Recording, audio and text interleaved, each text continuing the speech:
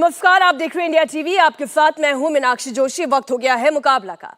प्रधानमंत्री नरेंद्र मोदी ने आज श्रीनगर का दौरा किया। 370 हटने के बाद प्रधानमंत्री का यह पहला दौरा था। प्रधानमंत्री मोदी ने आज जम्मू कश्मीर को करोड़ों रुपए की परियोजनाओं की सौगात दी, तो बदले में जम्मू कश्मीर ने भी प्रधानमंत्री मोदी पर जमकर प्यार लुटाया। आज श्रीनगर में प्रधानमंत्री मोदी के लिए जो एक्साइटमेंट था, जो डेडिकेशन जम्मू कश्मीर की आवाम ने दिखाया, वो वाकई में ऐतिहासिक था। आज प्रधानमंत्री मोदी ने घाटी के लोगों से संवाद किया। लोगों ने बताया कि 370 हटने के बाद कैसे जम्मू कश्मीर नए युग में प्रवेश कर चुका है। आज प्रधानमंत्री नरेंद्र मोदी के श्रीनगर पहुंचने के बाद वहां का पॉजिटिव माहौल पूरी दुनिया ने देखा। ऐसे में आज आपके लिए यह भी जानना बहुत जरूरी है कि कश्मीर की बदली बदली फिजाएं क्या कह रही हैं। आइए आपको बताते हुए इंडिया टीवी सीएनएक्स के ओपिनियन पोल के जरिए हमने लोगों के मन की बात जानने की कोशिश की। आखिर कितना बदला जम्मू कश्मीर, मोदी का कितना बढ़ा है क्रेज, और 370 हटने का कितना इंपैक्ट हुआ है, और आज की तारीख में कौन है जम्मू कश्मीर की आवाम के बीच सबसे पॉपुलर चेहरा। आइए सबसे पहले आपको ओपिनियन पोल का सर्वे दिखाती हूं और फिर दिखाएंगे कि प्रधानमंत्री मोदी ने क्या कहा। तो आइए आपको बताते हैं सीएनएक्स इंडिया टीवी का जो ये ओपिनियन पोल है वो क्या कहता है। ये लोगों के मन की बात है। 370 हटने के बाद कश्मीर की आवाम खुश है या नाखुश है? आपके सामने 67% कश्मीरी ये कहते हैं कि धारा 370 हटने के बाद वो खुश हैं।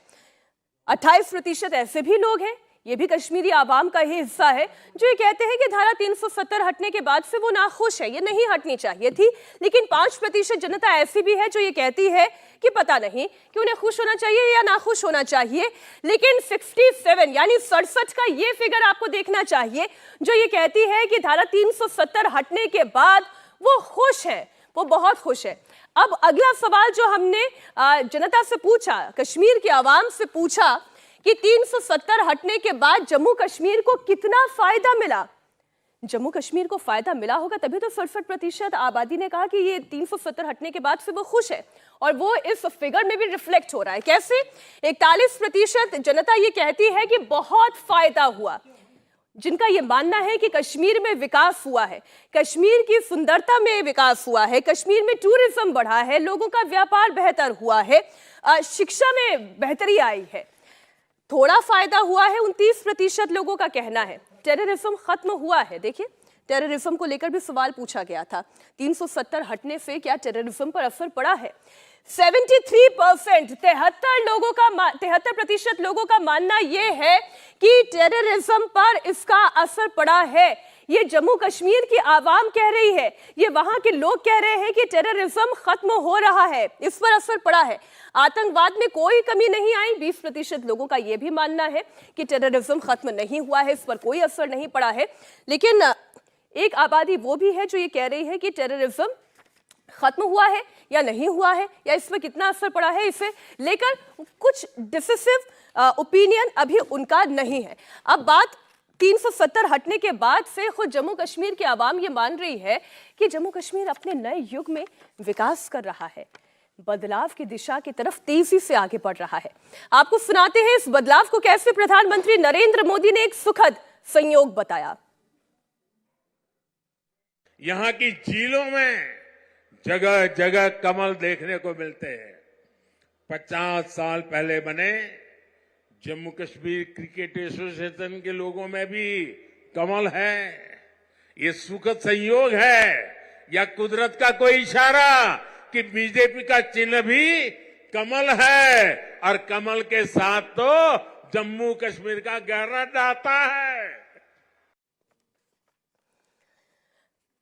तो संयोग और प्रयोग का जम्मू कश्मीर पर कितना असर हुआ है वो तो आज प्रधानमंत्री मोदी के श्रीनगर दौरे की तस्वीरों से आपने देख ही लिया होगा। लेकिन लोगों के इस उत्साह और खुशी के पीछे एक और कारण है। हमने अपनी ओपिनियन पोल के जरिए यह भी जानने की कोशिश की कि आज की तारीख में जम्मू कश्मीर के आवाम के बीच में सबसे पॉपुलर लीडर कौन है। जरा एक बार एलईडी में आपको वो भी दिखा देते हैं, फिर सारे मेहमान जो हमारे साथ जुड़ गए उनसे चर्चा की सिलसिले की हम शुरुआत भी करेंगे। लेकिन एक और सवाल जो हमने जम्मू कश्मीर के आवाम से पूछा कि उनके नफर में सबसे पॉपुलर लीडर कौन है, सबसे चर्चित चेहरा कौन है, तो इस पोल में प्रधानमंत्री नरेंद्र मोदी सबसे ऊपर दिखाई दे रहे हैं। 52% कश्मीर की आवाम ये कहती है कि प्रधानमंत्री नरेंद्र मोदी सबसे पॉपुलर फेस है। उसके बाद फारूक अब्दुल्ला की बात करें, फारूक अब्दुल्ला को 23% आबादी पसंद करती है। राहुल गांधी के लिए 7%, महबूबा मुफ्ती के लिए 9%, गुलाम नबी आजाद के लिए 4% और अन्य 5%। यानी कि सबसे पॉपुलर फेस की भी बात जब आती है तो आधे से ज्यादा आबादी कश्मीर की कहती है कि प्रधानमंत्री नरेंद्र मोदी सबसे पॉपुलर लीडर है। तो ये तो कश्मीर की आवाम क्या कहती है वो हमने आपके सामने रखा। जम्मू कश्मीर की पहली पसंद प्रधानमंत्री नरेंद्र मोदी है और आज उनकी रैली के दौरान आपने ये भी देखा कि किस तरीके से एक स्वतः स्फूर्त लोगों की आवाज और ये जनता प्रधानमंत्री को सुनने के लिए वहां पर पहुंची थी। जब मोदी ने आज जम्मू कश्मीर के लोगों से बात की तो उन्होंने कहा कि कश्मीर उनके दिल में है और कश्मीर के दिल में मोदी है। परिवारवादी लोग मुझ पर व्यक्तिगत हमले कर रहे हैं। ये लोग कह रहे हैं कि मोदी का कोई परिवार नहीं है, लेकिन इन्हें देश इनको करारा जवाब दे रहा है। मैंने जम्मू कश्मीर को भी हमेशा अपना परिवार माना है। परिवार के लोग दिल में रहते हैं, मन में रहते हैं। इसलिए कश्मीरियों के दिल में भी यही है कि मैं हूं मोदी का परिवार, मैं हूं मोदी का परिवार। मोदी अपने परिवार को विश्वास देकर जा रहा है कि जम्मू कश्मीर के विकास का यह अभियान किसी कीमत पर नहीं रुकेगा। अगले 5 वर्षों में जम्मू कश्मीर और तेजी से विकास करेगा। तो आपने प्रधानमंत्री नरेंद्र मोदी की रैली भी देखी, प्रधानमंत्री मोदी का कॉन्फिडेंस भी आपने देखा और जितनी जनता वहां पर एकत्रित हुई थी उसके बाद यहां से क्या मैसेज निकल कर जा रहा है, आज इसी को समझने की हम कोशिश करेंगे। बेहद खास मेहमानों का पैनल हमारे साथ जुड़ गया है। सैयद जफर इस्लाम साहब हमारे साथ भारतीय जनता पार्टी के प्रवक्ता के तौर पर जुड़ गए, बहुत स्वागत सर आपका। आरती टिक्कू सिंह जो कि सीनियर जर्नलिस्ट है, बहुत स्वागत आरती जी आपका भी। कांग्रेस पार्टी की ओर से आलोक शर्मा जी हमारे साथ जुड़ चुके हैं, आलोक जी आपका भी बहुत स्वागत। पीडीपी के सीनियर शेख नसीर साहब हमारे साथ है, जेएनके नेशनल कॉन्फ्रेंस के स्पोक पर्सन इफ्रा जान हमारे साथ है, बहुत स्वागत इफ्रा आपका भी। और साथ ही अमित रैना जो कि कश्मीरी एक्टिविस्ट है हमारे साथ स्टूडियो में ही मौजूद है। सभी से चर्चा की शुरुआत करते हुए सबसे पहले आरती टिक्कू जी, बतौर सीनियर जर्नलिस्ट, बतौर कश्मीरी, क्या आप कश्मीर की फिजा बदलते हुए देख रही हैं? देखिए मीनाक्षी, मैंने कश्मीर पर 24 साल काम किया है और मैं बहुत आश्वासन के साथ ये कह रही हूँ कि पिछले 5 साल में जो कश्मीर का माहौल चेंज हुआ वो ये दर्शाता है, और खास करके जो आज प्रधानमंत्री मोदी जी की रैली आज श्रीनगर में हुई और जिस तादाद में लोग आए, वो ये साबित करता है कि ये जो अलगाववाद की जो राजनीति करने वाले, जो परिवारवाद की जो राजनीतिक पार्टियां हैं, नेशनल कॉन्फ्रेंस, पीडीपी, अब्दुल्ला, ये मुफ्तीज, जिन्होंने 70 साल कश्मीर के लोगों का खून चूसा, जिन्होंने कश्मीर के लोगों को लूटा, जिन्होंने सिर्फ झूठ की राजनीति की और जिन्होंने झूठे वादे किए, उन सब के मुंह पे आज एक बहुत बड़ा तमाचा है। क्योंकि इन्हीं लोगों ने ये कहा था 5 साल पहले, जब प्रधानमंत्री मोदी जी की सरकार ने 370 हटाया और 35 से हटाया, तो इन्होंने ये कहा था कि भारत का झंडा उठाने के लिए एक भी यहाँ व्यक्ति नहीं होगा। इन्होंने ये कहा था कि यहाँ खून की नदियां बहेंगी। इन्होंने ये कहा था कि भारत का नारा लगाने के लिए कोई नहीं आएगा। लेकिन 5 साल के बाद, जो 5 साल में माहौल हमने देखा कश्मीर में, आज कश्मीर की जनता ने ये दिखा दिया कि प्रधानमंत्री ने जो वादा किया था और प्रधानमंत्री की जो पॉलिसी है कश्मीर को लेकर पिछले 5 साल से, वो उस पे भरोसा करते हैं। उनको उसमें वो आश्वासन है कि यही जो रास्ता है कश्मीर को विकास की तरफ ले जाएगा, यही रास्ता उनके बच्चों को विकास की तरफ ले जाएगा। जो फैसिलिटीज, जिस तरह की सुविधाएं श्रीनगर के एलीट के पास थी, आज वो गरीब बच्चों के पास भी हो सकती है। आज वो ये एस्पायर कर सकते हैं कि जो श्रीनगर के जो अमीर और कुछ चंद फैमिलीज और उनके दोस्त और उनकी रिश्तेदार जो है, आज उनके पास भी वो हो सकता है। आज तो उन्होंने आरती जी प्रधानमंत्री जम्मू को कश्मीर बैंक का भी उदाहरण देते हुए कहा कि किस तरीके से उसे घाटे में ला दिया था, लेकिन अब वो भी एक प्रॉफिट अर्निंग बैंक के तौर पर अब जानी जा रही है। इसका जिक्र आज उन्होंने मंच से किया। शेख नसीर जी, परिवारवादी पॉलिटिक्स पर आज जबरदस्त वार किया है, लेकिन उससे पहले आप मुझे ये बताएं नसीर साहब कि क्या आपने एक्सपेक्ट किया था कि प्रधानमंत्री मोदी रैली करेंगे और इतनी बड़ी संख्या में कश्मीरी आवाम उनके साथ खड़ी होगी? चलिए, शेख नसीर जी से संपर्क अभी हमारा टूट गया है। इफ्रा जान साहब, इफ्रा जान जी, आप क्या कहेंगी? आपने एक्सपेक्ट किया था इतनी बड़ी आवाम प्रधानमंत्री मोदी को सुनने पहुंचेगी? देखिए, मुझे नहीं लगता है नरेंद्र मोदी जी और बीजेपी खुद ये एक्सपेक्ट कर रहे थे। इसी वजह से सरकारी मुलाजमीन जो हैं, उनको शाम को ही मैसेज चला गया था कि सभी सरकारी मुलाजमों को सुबह 5 बजे बख्शी स्टेडियम पहुंचना है। 7,000 सरकारी मुलाजमों की लिस्ट हमारे पास है, जो हमने मीडिया में भी डाली है, जहां प्रॉपर बतौर लिखा गया था कि 7,000 सरकारी मुलाजमों को आना है। और उसके बाद जहां कहीं का भी कोई सरकारी मुलाजमीन था, वो वहां पहुंच गए थे। तो ये जो आप कह रही है ना कि लोग वहां आए थे, बीजेपी को खुद पता है कि वहां सरकारी मुलाजिम आए थे। मतलब अगर 1 लाख प्लस की तादाद में सरकारी मुलाजिम हैं क्या इफ्रा जान जी? जी बिल्कुल, 1 लाख तो लोग, उन्होंने खुद नहीं कहा 1 लाख आए थे, वो खुद कहते हैं 55,000 आए थे। आपने 55,000 से 1 लाख कैसे बना दिया, मुझे नहीं पता। सारी फोन करके बताया 55,000 आए थे। देखिए ऐसे तो डिबेट नहीं हो पाएगी अगर ये बीच में टोकते रहेंगे। आप जो तो फिगर्स कहां से ला रही हैं? आप दूसरे पे सवाल पूछ रही हैं फिगर्स का। मैं आपसे जानना चाहता हूं आपके सोर्स क्या है। ठीक है, मैं एक बार इफ्रा जी को सुन ले। मोदीनामा पढ़वाना चाहती हैं, हम उठ जाते हैं। अरे आलोक जी, इफ्रा जी बोल रही है, आप उनके बोलने पे क्यों पांच लोग आप बीजेपी के पक्ष के बैठ जाते हैं और दूसरे को बोलने नहीं देते हैं आप लोग। अरे किसने बोलने नहीं दिया आलोक जी? अभी तो डिबेट शुरू हुई है, सब अपनी अपनी बात रख रहे हैं और इफ्रा जी बोल रही हैं। जी, पहली बात और दूसरी बात, आंगनबाड़ी वर्कर्स जी, आंगनबाड़ी वर्करों तक को बुलाया गया था, सुबह 5 बजे गाड़ी में बिठा के वहां पहुंचाया गया था कि आंगनबाड़ी का काम में रहना है तो वहां पीएम की रैली में जाना है। वो वीडियोस भी सोशल मीडिया पे वायरल है, उनको पानी तक नहीं दिया गया था। दूसरी बात, आपने इस ओपिनियन पोल की बात की जहां आपने कहा बहुत सारे लोग बीजेपी से खुश हैं। एक डेमोक्रेसी में इस ओपिनियन पोल को इलेक्शन कहते हैं, और आप जानती हैं कि लास्ट इलेक्शन जम्मू और कश्मीर में कब हुए हैं? 2014 में। अगर इतनी ही आपका ओपिनियन पोल जो है इतना ही सच्चा है, तो बीजेपी जम्मू और कश्मीर के इलेक्शन से डरती क्यों है? यहाँ की आवाम को इलेक्शन में फेस करने से पिछले 5 साल से डर क्यों रही है? आपने इफ्रा जी जो आरोप लगाए हैं, मैं उसी पर जवाब ले लेती हूँ। सैयद जफर जी, पहला आरोप तो यह है कि सारे सरकारी कर्मचारियों को यह पहले कह दिया गया था कि वहां पर इकट्ठा हो जाइएगा, क्योंकि इसके अलावा कश्मीर की आवाम मोदी जी के साथ अपने आप को कनेक्ट नहीं करती। पहला आरोप। और दूसरा आरोप यह है कि आप इलेक्शन से डरते हैं। दोनों आरोपों का जवाब।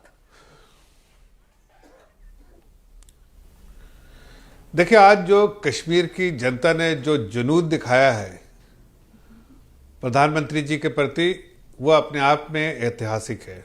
और जाहिर है जब इस ऐतिहासिक पल में इस तरह का जुनून देखने को मिला, तो जैसे अभी आलोक जी इरिटेट हो रहे थे, वैसे इफ्रा खान जो है वो इरिटेट हो रही थी, वैसे और भी कुछ जो है अपोजिशन के लीडर्स जो है वो इरिटेट होंगे, इसलिए कि उनके लिए तो कश्मीर एक एटीएम था। आज वो एटीएम जनता के लिए हो गया है। जनता के लिए वहाँ बेहतर माहौल बन रहा है, जनता के लिए नए नए अपॉर्चुनिटीज आ रही है, जनता के लिए विकास हो रहा है, जनता के लिए प्रयास हो रहा है। अब परिवार में जो थे लोग, 4 फैमिली थी जिनके लिए ऐसा लगता था सारी जनता उसकी जागीरदार है और वो जागीर है, अब वो जनता जो है, जो उनको आज़ादी मिली है उसके प्रति प्यार जो है उमड़ के आया है प्रधानमंत्री के प्रति, तो इनको पेट में दर्द हो रहा है। हकीकत यह है कि आज वहाँ की जनता समझ चुकी है कि विकास का मॉडल जो ही उनको आगे ले जा सकता है, और विनाश का मॉडल जो एनसी है या फिर पीडीपी है या कांग्रेस पार्टी, इनका विनाश का मॉडल था। अब विनाश के मॉडल से निकल के आप देखिए जिस तरह से पर्यटक भी आ रहे हैं, जिस तरह से विकास हो रहा है, जिस तरह से निवेश हो रहा है, जिस तरह से हालात बेहतर हुए हैं, अब कुछ लोग हैं उनको तो तकलीफ होगी ना भाई, वो उनको देख रहा है कि वहां कह रहे थे जैसा भी टुकु जी कह रही हालात थी इतने पहले सुधर गए हैं, माहौल इतना अच्छा हो गया है सैयद जी, तो फिर चुनाव से डरते क्यों है? आ रहा उस पे। अरे मीनाक्षी जी पूरी बात तो हो जाने दे, फिर आ जाऊंगा उस पर भी। तो मैं ये कह रहा हूं कि जाहिर है कहते रहते हैं कि वहां कोई झंडा उठाने वाला बचेगा नहीं। अब इतने झंडे देख रहे हैं, चारों तरफ झंडा ही झंडा, और फिर मोदी जी की गारंटी भी आ गई है। सैयद जी देखिए ना, कुछ तो आलोक जी दिखा रहे हैं आपको। मोदी जी की गारंटी वो गारंटी की गारंटी है। अब जरा सा जफर जी देखिए ना, वो कुछ वीडियो आपको दिखा रहे हैं। मैं आलोक जी अब समझ नहीं पा रही हूँ ये क्या है वीडियो में। अरे उनके परेशानी का नहीं उनकी परेशानी का मैं अपने टर्म पे उत्तर दूंगा, मुझे पूरा समय दीजिएगा। समझ सकता हूं मैं उनकी परेशानी समझ सकता हूं, उनके पास क्या ऑप्शन है। ऐसे ही कुछ जो खास की वीडियो बना के जनता को गुमराह करने की कोशिश, लेकिन जमीन में जो है ना, आज वो देखने को मिल गया जो जुनून। इसलिए इनके लिए उदासी का माहौल है, परेशानी का माहौल है, और इनको पता है इस बार जब भी इलेक्शन होगा वहां पर ये सारे पार्टियां जो उखाड़ के फेंक दी जाएंगी।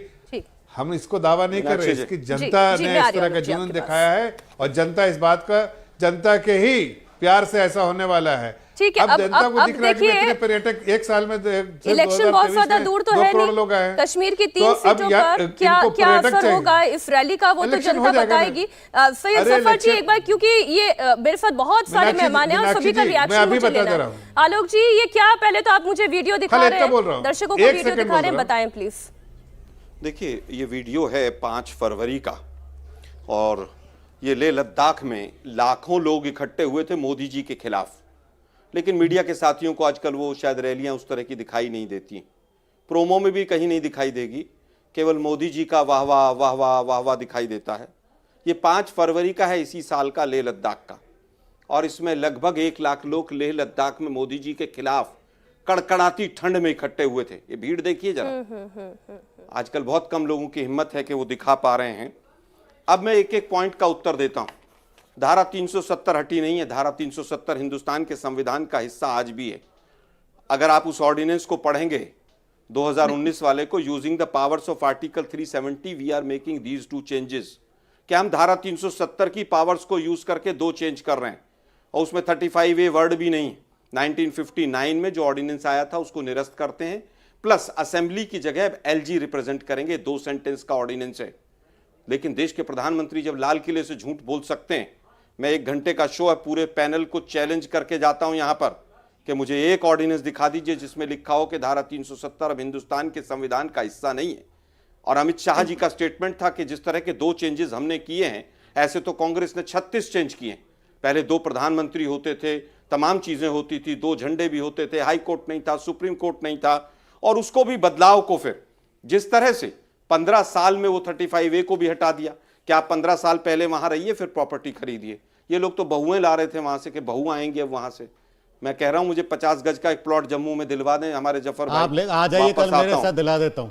वापस आपको डोमिसाइल एक्ट पता नहीं है, सुनिए ना, आप कॉन्स्टिट्यूशनल अमेंडमेंट कह रहे हैं, ऑर्डिनेंस से कॉन्स्टिट्यूशनल अमेंडमेंट होता है। 2 मिनट और रुक जाइए, आप चैलेंज कर रहे हैं, थोड़ा सा और रुक जाइए। नहीं बोल क्या रहे हैं? नहीं अमित शाह को देखिए पूरा मौका मैं पूरा मौका दूंगी। दिक्कत ये है कि आप झूठ पे झूठ बोल रहे हैं।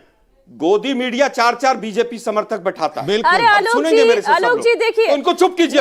आलोक जी ये तरीका ठीक नहीं है। चुप कीजिए, मैं किसी के बीच में नहीं बोला। आलोक जी ये आपके बोलने का तरीका नहीं हुआ।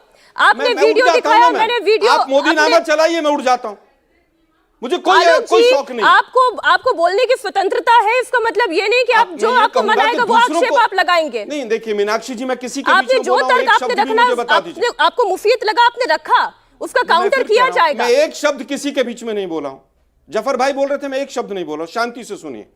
कॉमन मिनिमम प्रोग्राम बना, निर्लज्जता के साथ आज मैं कहूंगा देश के प्रधानमंत्री परिवारवाद पर आरोप लगाते हैं। अटल बिहारी वाजपेयी की सरकार आई तो बाप बेटे दोनों कैबिनेट में मंत्री थे। अब्दुल्लाज अभी कौन सी बहन हमारी बोल रही थी, पहले दोनों मंत्री थे बाप बेटे, और उसके बाद पीडीपी के साथ सरकार चलाई। वो परिवारवाद नहीं था। 3.5 साल तक इंटरनेट बंद रहा पीडीपी के साथ सरकार चलाते हुए, और जिस समय कहा गया तिरंगा उठाने वाला नहीं मिलेगा, उसके 7 महीने बाद तक सरकार चली। इनको पता कुछ है नहीं, शोर मचाते रहते हैं, बस केवल मोदी नामा पढ़ना है। एनआईटी का क्या हाल हुआ था सबको देखा था ना सबने। अब्दुल्लाज के साथ मैंने बताया दोनों मंत्री बने, पीडीपी के साथ सरकार बनाई। कॉमन मिनिमम प्रोग्राम में पहले पेज पे तीसरा पॉइंट कि धारा 370 को मजबूत करेंगे। एक मिनट रुकिए ना मैम, एक मिनट रुक जाइए। नहीं आलोक जी, मेरे ख्याल मैंने जितना वक्त सबको देना था मैंने आपको भी दिया। वही तो प्रॉब्लम है ना। नहीं सर, आप देखिए, आप इंडिया टीवी पर आएंगे, आपका मन होगा जो आप बोलेंगे, और उसके बाद दूसरों के भी बोलने का समय आप ले लेंगे, तो ये तो नहीं होगा ना। केवल अपनी बात तो पूरी कर लूं ना, आपका एजेंडा ध्वस्त हो गया। नहीं सुनिए ना, आप मुझे बोल तो अरे सुनिए, आप अपना एजेंडा चला पा रहे हैं ना, आप अपना एजेंडा चला पा रहे हैं, इसके लिए तो आप धन्यवाद दीजिए। अब बात ये है कि वो ये कह रहे हैं कि भारत 370 लोग बोलेंगे तो कैसे बोलेगा विपक्ष। वो ये कह रहे हैं कि जितनी भीड़ आई वो नकली है, वो ये कह रहे हैं कि ये सारा एजेंडा है, ये प्रोपेगेंडा है भारतीय जनता पार्टी का। देखिए, मैं दोनों की बात का जवाब दूंगा। जो आज दोनों बैठे हैं, इफ्रा जी और आलोक जी, उन्होंने बात कही कि इलेक्शन डिसाइड करता है कि क्या होना चाहिए। असली ओपिनियन पोल वो है। लास्ट इलेक्शन जम्मू कश्मीर में हुआ, मैं 2014 इलेक्शन की बात ही नहीं कर रहा हूं, हालांकि उसमें भी भारतीय जनता पार्टी का वोट परसेंटेज सबसे ज्यादा था, नेशनल कॉन्फ्रेंस से भी ज्यादा था और पीडीपी से ज्यादा था। मैं लास्ट इलेक्शन की बात करता हूं, तो डीडीसी के इलेक्शन हुए, 50% वोट भारतीय जनता पार्टी ने अकेले लिया। गुपकार गैंग ने मिलकर, 5 पार्टियों ने मिलकर 3.9 लाख वोट लिए, भारतीय जनता पार्टी ने 5 लाख वोट लिए, पूरी नहीं होने देंगे आप। 5 लाख वोट लिए, और उनका एजेंडा बड़ा क्लियर था, 370 हटाना है। जम्मू कश्मीर के लोगों ने उनको वोट दिए। 2019 का इलेक्शन 50% वोट शेयर फिर से। आलोक जी, आप डिबेट छोड़कर जा रहे हैं, ये आपकी समस्या है। आप अपना माइक भी निकाल के जा रहे हैं, ये आपकी समस्या है, क्योंकि इस डिबेट में पूरा मौका हर व्यक्ति को मिला है। आप बार बार दोहराते रहे कि 5 बीजेपी के प्रवक्ता यहां पर बैठा दिए, कुल मिलाकर 5 तो गेस्ट है। अगर आप भी अपने आप को बीजेपी के प्रवक्ता के तौर पर गिनते हैं तो यह आपकी समस्या है और आपकी पार्टी की समस्या है। सुनने का मादा रखना चाहिए।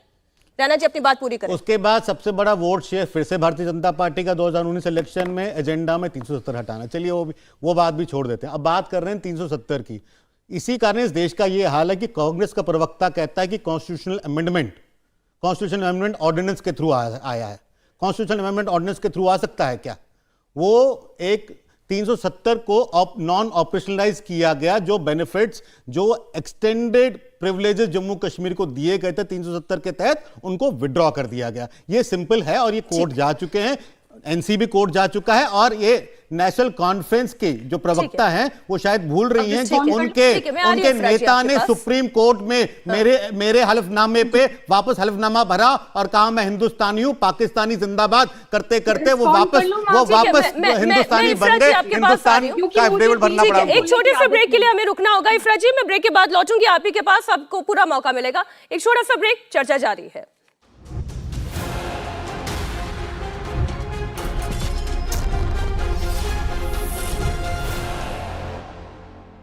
ब्रेक के बाद एक बार फिर आप सभी का बहुत स्वागत है। इफ्रा जी, अभी ब्रेक पर जाने से पहले हम 370 पर डिस्कस कर रहे थे, लेकिन मैं उससे थोड़ा सा आगे बढ़कर एक और सवाल आपके सामने रखती हूं। आज की तारीख में अगर कश्मीर में चुनाव हो जाते हैं तो क्या आपको लगता है कि कश्मीरी आवाम का साथ अब पीडीपी या नेशनल कॉन्फ्रेंस या कांग्रेस से हटकर धीरे धीरे उनका मन बदल रहा है? आप भले ही आरोप लगा दें कि वहां पर आई हुई जो जनता थी वो ज्यादातर सरकारी कर्मचारी थे, लेकिन ऐसा तो नहीं है ना कि हर एक व्यक्ति वहां पर जो मौजूद था वो सारे सरकारी कर्मचारी थे, वो स्वतःस्फूर्त भीड़ भी थी। जी, पहली बात तो वो सभी लोग सरकारी कर्मचारी ही थे और उसमें से कुछ लोग जो थे बीजेपी वर्कर्स थे। हमने जैसा बार बार कहा, हम आपको लिस्ट देने को तैयार हैं, वो आप उसको एक बात। दूसरी बात, आप कहती हैं जम्मू और कश्मीर में चुनाव होंगे तो क्या बीजेपी जीतेगी? अगर बीजेपी जीतती तो शायद बीजेपी ने खुद चुनाव करा लिए होते। पहली बार हमारे देश की तारीख में ऐसा हुआ है कि सुप्रीम कोर्ट को कहना पड़ा कि चुनाव कराओ, 5 साल से चुनाव क्यों नहीं करा रहे। ये तो सुप्रीम कोर्ट की बात बीजेपी मानेगी या नहीं, आज तो हमको ये भी नहीं पता। तो ये कहना कि क्या बीजेपी जीतेगी, ये बताइए, क्या बीजेपी चुनाव से आज फिर से भागेगी या आज 5 साल बाद कहेगी चलो शायद इतना डरने की जरूरत नहीं है, लोगों को फेस कर ही लेते हैं, शायद हम जीत सकते हैं। चुनाव में जीतेगा कौन वो तो बाद में होता है, चुनाव से भाग रही है बीजेपी। लास्ट इलेक्शन हुए हैं 2014 में। तीसरी बात, अमित रैना जी कहते हैं लास्ट इलेक्शन कब हुआ था? अभी 2 महीने पहले की बात है, लद्दाख में, कारगिल में पोल्स हुए। 26 में से नेशनल कॉन्फ्रेंस और हमारे एलाइज ने 23 सीट्स ली, बीजेपी 3 सीटों पे आ गई। और आप कहती हैं कि बीजेपी बहुत स्ट्रांग है। उससे पहले जो डीडीसी इलेक्शन हुए थे, जो अमित रैना जी ने अभी बात की थी, 70% सीटें नेशनल कॉन्फ्रेंस और हमारे एलाइज ने ली थी। 70% सीटें, बिल्कुल 5 लाख वोट थे, आपके 3.9 लाख वोट थे। आप कहां से 70%? Single largest party Bharatiya Janata party थी, सिंगल लार्जेस्ट पार्टी। आप सोर्स दीजिए, मैं आपको ये सोर्स दे देता हूँ, इलेक्शन कमीशन का डेटा दे देता हूँ आपको। जीता अभी कारगिल में चुनाव हुए, हाँ, कारगिल में बीजेपी के पास पिछली बार कितनी सीटें थी वो बताइए? 3 सीट। और लद्दाख, कारगिल, जम्मू कश्मीर में अब आता है। कारगिल, लद्दाख, जम्मू कश्मीर में अब आता है। बात जम्मू कश्मीर की चल रही है। अरे मैम, ये तो लगता है बात जम्मू कश्मीर की चल रही है। एक एक करके। कारगिल में 370 हटाने के बाद तो वहां के लोग आपके हिसाब से उनको सपोर्ट करते हैं। तो सवाल ये है कि अब तो कारगिल से 370 हट गया, तो वहां बीजेपी 26 में से 3 सीटों पे क्यों आ गई? और बुद्धिस्ट एरियाज में भी बीजेपी को डिफीट मिली। ठीक है, क्या जफर जी इलेक्शन कराएंगे? जफर जी जवाब दें।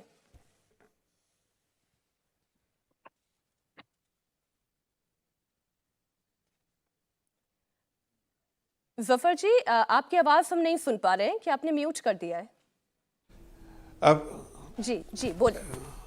नहीं, मैंने कोई म्यूट नहीं किया है। जी बोले। अभी आ रही है आवाज? जी आ रही है, बोले सर। जी, मैं ये कह रहा था कि ये एनसी के स्पोक्स पर्सन को जमीनी हालात से लगता है कि वाकफियत नहीं है। आज ये कह रही बार बार एक ही चीज को रिपीट कर रही है, जब उनको खुद से इस बात का एहसास नहीं है। अरे एक मिनट सुन लीजिए, एक मिनट बीच में नहीं बोलिए ना, मैं बीच में नहीं। जरा इन्हें बताइए कि बीच में अभी इसी बात पे इतनी बड़ी बहस हो रही कि किसे कितना बोलने का मौका मिल रहा है। मैं पूरी पारदर्शिता आप लोगों के सामने बरत रही हूं। इनको यही तो है, आपको बिना जानकारी के बोलने की आदत है। आपको सिर्फ आप बीच में इंटरप्ट करती। मैंने आपकी बात सुनी ना, मैंने तो नहीं कहा कि आप आसमान से आई हैं, भाई वही कश्मीर में पैदा हुई ना, उसी की बात कर रहा हूं। उसके बावजूद भी आपको जानकारी नहीं, यही बताने की कोशिश कर रहा हूं। आपने कहा 7,000 सरकारी एम्प्लॉय थे, पैसा नहीं 55,000 लोग आए थे। अरे भाई, अरे बेस एक मिनट, देखिए ये गलत बात है ना, ये गलत बात है। मैं सिर्फ इतना कह रहा हूँ, ये गलत बात है, बीच में टोका टाकी नहीं। कभी थोड़ी सिविलिटी लाइए ना। आपको देख रहा है लोग कि आप सुन नहीं पा रहे हैं। मैं कह रहा हूँ आपसे कुछ अर्ज कर रहा, सुनिए शांति से। मैं सिर्फ इतना कह रहा हूँ कि इन्हीं के बात को जरा देखिए, किस तरह से तोड़ मरोड़ के पेश करना इनकी आदत हो गई है कि 7,000 लोग जो है वो सरकारी मुलाजिम थे कि नहीं, ये सर्टिफिकेट दे रही है। दूसरा कह रही है कि टोटल 1 लाख नहीं 55,000 थे। नहीं 55,000 लोग थे। अरे भाई, आपके इसमें 5,000 लोग नहीं आते हैं। यहां मोदी जी के अप्रूवल रेटिंग देखा 52%, आपने देखा कि नहीं?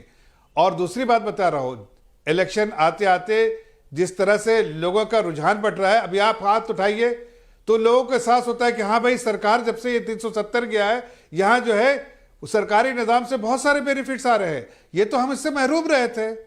ये तो सिर्फ चंद लोगों को, या तो पार्टी के बड़े जो 3-4 पार्टियां बड़े लोग, या उनके 2-4 चमचों को मिलता था, नहीं तो किसी को नहीं मिलता था। एक आम नागरिक, जैसा मैंने कहा, ये एटीएम उनका था, अब एटीएम जनता का हो गया। अब जनता को बेनिफिट मिल रहा है, इसलिए इनको परेशानी हो रही है। और इसलिए मैं कह रहा हूं, इलेक्शन अभी टाइम से होगा। इलेक्शन होने की जो हमने कमिटमेंट हमारा इलेक्शन कराना, और हम इलेक्शन कराएंगे वहां, और प्रचंड बहुमत से जीतेंगे, ये भी आपको बता रहा हूं। इसलिए कि हालात चेंज हो गए। अब इनको यही नहीं समझ में आ रहा है कि कश्मीर में जिस तरह से हम चाहते थे रिगिंग करना, अब फारूक अब्दुल्ला क्या रिगिंग करके जीतते थे, अब रिगिंग होगा नहीं। मैं ये कह रही हूँ जफर जी, जो इफ्रा जहां कहने की कोशिश कर रही है कि अब आप अपना कमिटमेंट दे या ना दे, सुप्रीम कोर्ट ने तो आपसे कमिटमेंट ले लिया है कि अब आपको इलेक्शन तो करवाना ही होगा। आलोक जी, कांग्रेस प्रवक्ता हमारे साथ फिर से जुड़ गए। आलोक जी, देखिए, जाने में आपकी खुशी थी और आप वापस लौटे हैं, बहुत स्वागत है आपका एक बार फिर से। आलोक जी, आप वाले आते जाते भागते रहते हैं। आलोक जी, का स्वागत है, आप लोगों का चैनल है। आलोक जी, आप वापस लौटे, इसमें बहुत स्वागत है आपका, और बहुत खुशी से मैं आपका स्वागत कर रही हूँ। देखिए, मेरी पूरी कोशिश ये होती है, स्वागत है, मैं यही पूछ रहा हूँ, कईयों डिबेट हमने आपके साथ की है, और बोलने का पूरा मौका मिलता है। तो इसलिए आलोक जी मन बड़ा रखें, खुला रखें, अब अपनी बात रखें। देखिए, मुझे लगता है कि 2023 के लद्दाख ऑटोनोमस हिल डेवलपमेंट काउंसिल के रिजल्ट में मेरे पास हैं। बीजेपी कहाँ से जीत गई मुझे नहीं पता, कौन कौन क्या झूठ बोल के चला जाता है चैनल्स पे। इन्होंने पूरी तरह से वहाँ पर कांग्रेस और नेशनल कॉन्फ्रेंस के साथ मिलकर वहाँ पर डीडीसी बना है, डिस्ट्रिक्ट डेवलपमेंट काउंसिल, और तमाम मीडिया ने कहीं पर नहीं दिखाया। बीजेपी जीतती तो बड़ी वाह होती। ये 2023 के रिजल्ट में सामने लेके बैठा हूँ। मुद्दे की बात यह है, 1 घंटे का शो मैंने चैलेंज किया था कि धारा 370 हट गई, 5 बुद्धिजीवी बैठे हैं यहाँ पर, मुझे बता दीजिएगा अगर कागज किसी को अगले 2 साल में भी मिल जाए तो मैं लेने के लिए और माफी मांगने के लिए तैयार रहूंगा। जहां तक बात है पूरी तरह से कि अगर बहुत अच्छा वहां शांति है और सब कुछ चंगा सी वहां पर मोदी जी की भाषा में, तो 10 साल से चुनाव क्यों नहीं हो रहे हैं वहां पर? पूर्ण राज्य का दर्जा क्यों मिल रहा है? नहीं मिल रहा है। सुप्रीम कोर्ट को क्यों कहना पड़ रहा है कि चुनाव होने चाहिए? क्या इस सरकार के अंदर थोड़ी सी भी लज्जा है कि अगर अच्छे हैं तो लोगों के लोकतांत्रिक अधिकार मिलने चाहिए? सुप्रीम कोर्ट में जाकर सुप्रीम कोर्ट को डायरेक्शन सरकार को क्यों देनी पड़ रही है? लेकिन शायद मीडिया के साथ ये सवाल नहीं पूछेंगे। मैं केवल ये पूछना चाहता हूं, परिवारवाद परिवारवाद परिवारवाद, मैंने 2 चीजें एग्जाम्पल आपको दिए पिछले वक्तव्य में कि नेशनल कॉन्फ्रेंस के साथ केंद्र सरकार में बाप बेटे दोनों मंत्री बनाए अटल जी की सरकार में, जब परिवारवाद नहीं था। पूरी जिंदगी पूरी तरह से बीजेपी और आरएसएस लड़ते रहे अब्दुल्ला फैमिली से। पहली बार केंद्र में सरकार बनाई तो उनको दोनों को मंत्री बनाया। अब पहली बार जम्मू कश्मीर में सरकार बनाई तो वहां पर परिवारवादी पार्टी जिसको कहते हैं ये, उन्हीं के साथ बनाई। और वहीं पर मुफ्ती जी बैठे हुए थे, जब कहा गया उन्होंने पाकिस्तान का धन्यवाद दिया, मोदी जी उसी मंच पर बैठे हुए थे। अब मैं केवल ये पूछना चाहता हूं, 2 योजनाओं के नाम बता दीजिए। मैं 4 बताऊंगा जो मनमोहन सिंह सरकार ने शुरू की थी। कश्मीरी पंडितों के लिए इन्होंने कोई 2 योजनाएं शुरू की हो वो बता दीजिए। पहली बार हुआ है कि कश्मीरी पंडितों के जो वहां पर कैंप हैं उनके अंदर लाठीचार्ज हुआ है, उनको राशन नहीं मिला। कश्मीरी पंडित की बात की है सर, मैं इसी पर ले लेती हूँ, मैं इसी पर जवाब ले लेती हूँ। एक अंतिम बात कहना हूं, अंतिम बात कहना हूं सर। एक योजना थी उड़ान योजना, जफर भाई तो राज्यसभा में भी रहे, बताएं जरा क्या थी वो और क्यों बंद कर दी इन्होंने? उसमें 5000 बच्चे हर साल जम्मू कश्मीर के पूरे देश में पढ़ते थे। तमाम योजनाएं बंद हैं। एनआईटी में कितने बच्चे हैं वहां पर? इस बार एनआईटी में लाठीचार्ज हुआ था, इंडिया टीवी ने भी दिखाया था, बच्चों की हड्डियां तोड़ दी गई थी मार मार के मोदी जी की पुलिस ने वहां पर। आज कितने बच्चे एनआईटी में मुझे बहुत खुशी है आलोक जी, जो ये अभी आपने अंतिम लाइन बोली ना कि खबर थी तो इंडिया टीवी ने भी दिखाई थी, मुझे बहुत खुशी है कि आपने ये बात कही। मैं तो चाहूंगा कि आरती जी अब वो कह रहे हैं कश्मीरी पंडितों के लिए क्या किया इस सरकार ने, जरा बताएं। आप तो कश्मीरी पंडितों पर लगातार काम करती रही हैं, रिपोर्ट करती रही हैं, और आप तो वो दर्द झेल भी चुकी हैं, तो इसलिए अब आप ही बताएं कि कश्मीरी पंडितों के लिए सरकार ने कुछ किया भी है या नहीं किया है, या बातें हैं सिर्फ? हेलो आरती जी, मुझे आप अगर सुन पाई हो, कश्मीरी पंडितों को लेकर आलोक जी ने अभी सवाल पूछा कि आखिर इस सरकार ने किया क्या है, क्या सिर्फ बातें हुई हैं या जमीन पे काम भी हुआ है? देखिए, कश्मीरी पंडितों का विस्थापन 1990 में हुआ और 34 इयर्स हो चुके हैं। और किसी को अगर ये लगता है कि 34 साल जो वेस्टेड इंटरेस्ट और कॉन्फ्लिक्ट इंडस्ट्री ने जिसने इंश्योर किया कि पहले तो कश्मीरी पंडितों को यहाँ से निकाला इस्लाम के नाम पे, जिहाद के नाम पे, और फिर 34 इयर्स और जिस समय पर आप लोगों को निकाला उस समय पर भी बीजेपी समर्थित सरकार थी। ठीक है, ये देखो, ये आलोक जी फिर वही आप भी वही काम कर रहे हैं ना जिसके लिए थोड़ी देर पहले आप नाराज हो रहे थे। आरती जी की बात आ जाए, एक मिनट, आरती जी की बात आ जाए। किसी के बीच में मैंने कोई इंटरफेयर नहीं, मुझे बोलने दीजिए। 34 इयर्स इन्होंने इंश्योर किया कि कश्मीरी पंडित वापस ना जा सके, और मेरे को बात करने दीजिए। इन्होंने इंश्योर किया ना जा सके। आप इनको चुप करेगा तो छोड़ के भाग जाएंगे। नहीं सुनिए, 34 साल इन्होंने, अरे मुझे बोलने देंगे कि आप अजीब लोग हैं। बीजेपी का चैनल है प्योरली। आलोक जी फिर आपने वही गलती की, आलोक जी फिर आपने वही गलती की। पूरा समय आप जरा अपनी घड़ी मिलाकर देखिएगा, अपनी घड़ी मिलाकर आलोक जी देखिएगा, आपको पूरा समय मिला। आप मेरी डिबेट डिरेल नहीं कर सकते हमेशा एक तरीके के आरोप लगा के। आरती जी की आवाज आए सिर्फ, प्लीज। हाँ, 1990 में पहले तो ये कि बीजेपी सरकार में थी उनकी वजह से हम निकाले गए, ये गलत है। नैरेटिव बिल्कुल उल्टा है कि कश्मीरी पंडितों का नरसंहार जो हुआ वो बिल्कुल कांग्रेस के टाइम पे हुआ। इन्होंने अलायंस किया, इनको भूल गया है कि इन्होंने रिगिंग कैसे की। लेकिन मैम अब कुछ बदला या नहीं बदला, सवाल ये है। नहीं, हाँ सवाल वो है। तो मैं आपको ये आपकी चैनल पे ये बता रही हूँ कि कश्मीरी पंडित वापस जाएंगे, वापस जरूर आएंगे अपने घर कश्मीर, और यही सरकार लेके आएगी। कब आएंगे? ये मैं लेकिन कब आएंगे? इस बारे आरती जी एक मिनट, एक छोटा सा रिएक्शन, कब आएंगे? नहीं बिल्कुल नहीं। सरकार ने काम किया, सरकार ने काम किया है, नहीं किया है, सरकार ने काफी काम किया। मैं कई कामों से सहमत नहीं हूं, मगर सरकार का अपने सोचने का तरीका है। मल्टीपल जगह पे कॉलोनीज बनी है जहां पे कश्मीरी पंडितों को बसाया जा रहा है। जो एक मिनट मुझे बात करने दीजिए, आलोक जी मुझे बात करने लीजिए। 2008 में प्रधानमंत्री मनमोहन सिंह ने, बात कर लेने दीजिए, आप ही की बात कर रहा हूं, आप ही की बात कर रहा हूं, सुन लीजिए। मनमोहन जी की बात, अरे मनमोहन सिंह की तारीफ कर रहा हूं, सुन लीजिए, कम से कम अपने नेता की तारीफ तो सुन लीजिए, अपने नेता की तारीफ सुन लीजिए, अपने नेता की तारीफ सुन लीजिए। प्रधानमंत्री उस समय के प्रधानमंत्री मनमोहन सिंह जी ने एक पीएम पैकेज बनाया जिसको लेकर 2008 में, जो 2010 में एक्टिव किया गया, जिसको उमर अब्दुल्ला को लग रहा था कि कश्मीरी पंडित नहीं आएंगे, तो कुछ संख्या के कश्मीरी पंडित आए, 1800 कश्मीरी पंडित आए, और उमर अब्दुल्ला ने उस कार्यक्रम पे रोक लगा दी। उसके बाद उसको इस सरकार ने वापस रिवाइव किया और 6000 लोगों की अभी तक नौकरियां लग चुकी है, और उनको बसाने के लिए 5 जगह पे कॉलोनीज बसाई गई हैं जिसमें कश्मीरी पंडित रह रहे हैं। मैं फिर कह रहा हूं कि मैं अपने संगठन की तरफ से एज एन एक्टिविस्ट इस प्रोग्राम इस तरीके से खुश नहीं हूं, मगर यह कहना कि सरकार काम नहीं कर रही है कश्मीरी पंडितों को वापस ले जाने के लिए, ये। और दूसरा, यासीन मलिक जैसा गुंडा जो आपके प्रधानमंत्री के पास जाके चाय पीता है, जिसको मनमोहन सिंह चाय के लिए बुलाते हैं, एक आतंकवादी जिसने सैकड़ों हिंदुओं की हत्या करी, अमित रैना जी, जफर इस्लाम जी, आरती टिक्कू जी, आलोक शर्मा जी और इफ्रा जान जी, बहुत शुक्रिया हमारे साथ इस चर्चा में शामिल होने के लिए।